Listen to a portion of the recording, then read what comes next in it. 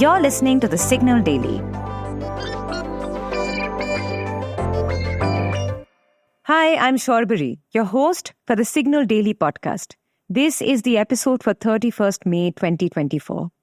Today we talk about India's surging power demands as the country simmers in severe heat waves. And we're also looking at how the media world is facing a huge dilemma that could shake up the future of journalism as we know it. Tune in to learn more. As the heat wave peaks in the capital city of Delhi and the rest of the North Indian belt, power demands are also shooting through the roof. The IMD is calling it a case of severe heat wave. And just for your context, a heat wave is declared when the maximum temperature of a region is between 4.5 to 6.4 degrees Celsius higher than usual, and a severe heat wave is declared when the maximum temperature is 6.5 degrees Celsius above usual. So get this, on 29th May, Delhi's suburb of Mungeshpur reported temperatures that surpassed the 50-degree mark. It could be a location-specific issue according to the IMD, but even so, parts of Delhi were simmering at 49 degrees at least. And sure enough, as people blasted their fans and ACs at offices and homes throughout the entire day, the power demand in India also touched a new historic high of 246 gigawatts around 3 p.m. on 29th afternoon, surpassing last year's record of 242 gigawatts as per Business Standard. The report says that Uttar Pradesh saw the highest demand among Indian states with 28 gigawatts, while Delhi had a power demand of 8 gigawatts.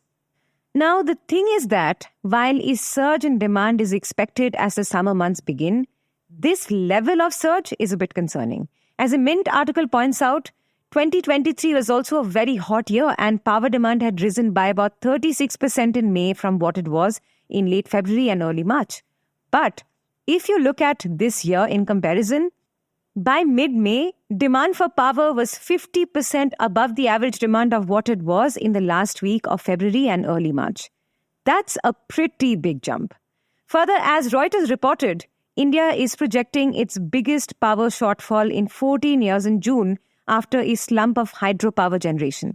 The Central Electricity Authority said that a peak shortage of 14.2 gigawatts is forecast for June in nighttime hours when solar capacity is offline. And in fact, the Power Ministry also invoked emergency rights in April for the first time to direct gas-based and imported coal-based power plants to operate at full capacity. Naturally, these developments will affect India's efforts towards a greener transition given our continued heavy reliance on coal to address the surging power demands during summer. Despite ongoing additions to renewable energy capacities, particularly in solar power, authorities are boosting coal reserves at power plants to be able to meet the projected peak demand of 260 gigawatts in September. All I can say is brace yourselves with some lemonade for the coming months.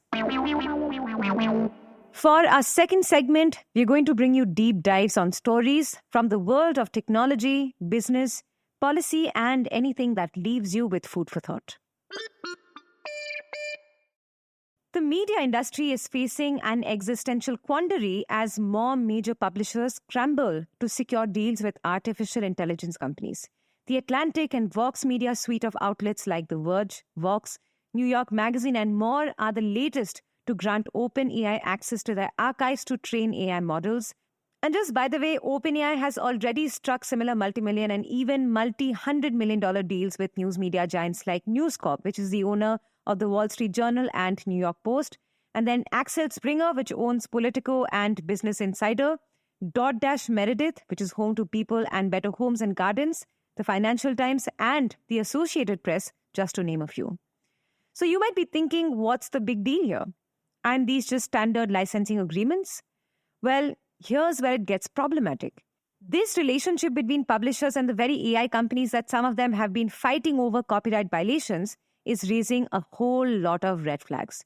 For instance, critics argue that these deals are short-sighted bargains that jeopardize publishers' futures. As Jessica Lessin, founder of tech publication The Information, spelled out in a scathing Atlantic op-ed, and let me just quote you a couple of lines, quote, "Why would anyone want to read articles when AI could give them the answer with a tiny footnote crediting the publisher?" End quote. This concern is also valid because AI chatbots like ChatGPT are designed to provide quick summarized answers to people's questions, which could make the act of reading full articles on publishers' sites a thing of the past. And this is a brutal reality check, considering how just a decade ago, media outlets were restructuring entire businesses around optimizing for Google search rankings and Facebook, only to get left out in the cold when those tech giants decided to switch things up. Just take BuzzFeed, for example. As a Wired article notes, it went all in on optimizing viral content to capitalize on Facebook's algorithm that prioritized engagement. But when Facebook later updated to quote-unquote deprioritize news content, BuzzFeed's traffic tanked overnight. But, let's be real here. In today's digital media landscape where legacy companies are literally hemorrhaging ad dollars and subscriptions, the temptation of some upfront cash from the AI boom could be hard to resist, no matter the potential risks down the line. OpenAI, for example, has been signing content licensing deals left, right, and center as it aggressively pursues hitting $4 billion in revenue by 2025, building on the $2 billion that it had raked in last year alone. Its $250 million pact with News Corp is among the biggest so far.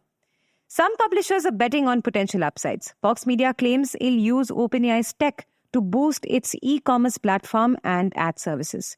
The Atlantic is launching something called Atlantic Labs to explore developing its own AI tools to quote-unquote serve its journalism better. Now, the core idea is that incorporating AI could maybe, just maybe, help revitalize these companies' shaky finances and discover a sustainable business model as their traditional print cash cows keep on drying up. But can OpenAI, whose mission is to apparently promote AI for quote-unquote the benefit of humanity, truly be counted on as a reliable source for support of the journalism industry long-term? It's concerns like these that have prompted the New York Times, as we have mentioned in our previous episodes, to sue OpenAI and Microsoft over alleged copyright violations for using publishers' content to train AI without permission or even payment. The Times has already blown $1 million on this legal fight so far. And experts are warning that such legal battles could drag on for years before any precedents are properly set. And with media companies already laying people off and slashing budgets like crazy, they may not have the patience or the resources to withstand such legal slog. For instance, the Washington Post reported last Thursday that its web traffic has decreased by 50%, and it's also lost $77 million in 2023 amid plunging digital ad revenue and subscriber losses. So are these AI content deals just a way for news outlets to grab whatever financial lifelines they can? Or are they the first steps into an AI-dominated future where human reporters and writers could get phased out by the very systems their work helped create? Let's hope the AI and journalism deal works for the good. If you like listening to The Signal Daily, please show us some support. Rate us and review us on Apple Podcasts and Spotify. We'd love to hear what you have to say about this podcast. So feel free to shoot an email at hello@thesignal.co. This episode was researched, written and produced by me, Shorbari, and Manaswini. Edited by Venkat Anand. Mastered and mixed by Yash Hirve. You can catch this podcast every morning on Spotify, Apple, Amazon Prime Music, or wherever you listen to your podcasts. We are thesignal.co on Instagram, LinkedIn, and Twitter.